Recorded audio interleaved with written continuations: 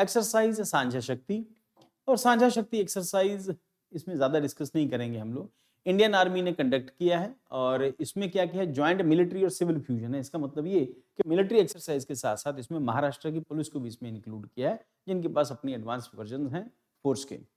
और at the Dighi Heights range under the Maharashtra Gujarat Goa area of southern command.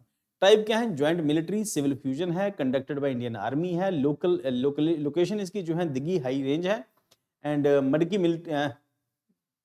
Khadki military station Pune के पास। Command southern command ने participate किया, Indian army, Maharashtra police और उसके Maharashtra police.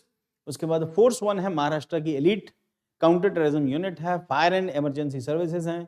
Only civil administration element इसके अंदर include है, बाकी के जो अदर सिविल एलिमेंट्स हैं। स्ट्रेंथन सिविल मिलिट्री कॉपरेशन है, enhances preparedness for the internal security challenges, disaster response. मतलब ये है कि आने वाले कल को कोई बड़ा मेजर इंडिया पे अटैक होता है या कोई डिजास्टर आता है, इन सब चीज़ों को हैंडल करने के लिए पुलिस को आर्मी के लेवल की कुछ हद तक ट्रेनिंग दी जा रही है, उसके कुछ स्पेशल यूनिट्स को। अदरवाइज पुलिस का काम मेंटेन करना होता है, बट अगर मुंबई अटैक जैसा कुछ होता है तो उसको वो हैंडल कर सकें, इस करके उनको स्पेशल मिलिट्री टाइप की ट्रेनिंग जो है वो दे रहे हैं। अब इसमें क्या करें, टेस्टिंग ऑफ कम्युनिकेशन प्रोटोकॉल्स हैं, कमांड एंड कंट्रोल स्ट्रक्चर हैं, डिसीजन मेकिंग प्रोसेस है, रैपिड रिस्पांस एंड मोबिलाइजेशन है, emphasis on real time coordination under high pressure conditions. क्योंकि मुंबई अटैक जब हुआ तब पता चला कि इनके पास जो मुंबई फोर्स है, पुलिस है, उनके पास डंडे वाले सिपाही हैं, उनके पास तो ठीक से गन भी नहीं है।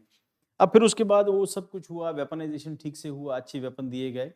बट पॉइंट है कि 15 साल तक, 20-20 साल तक जैसे पुलिस में होता है नॉर्मली, जैसे यूपी की कई सारी वीडियोस हैं यूट्यूब पर हैं कि बड़े लंबे टाइम तक जब सोल्जर गन फायर नहीं करता तो कहते हैं कि गन चलानी भूल जाता है। 20-20 साल तक तो आपने गोली नहीं चलाई, एक सिंगल गोली फायर किए बिना आप रिटायर होकर घर पहुंच गए।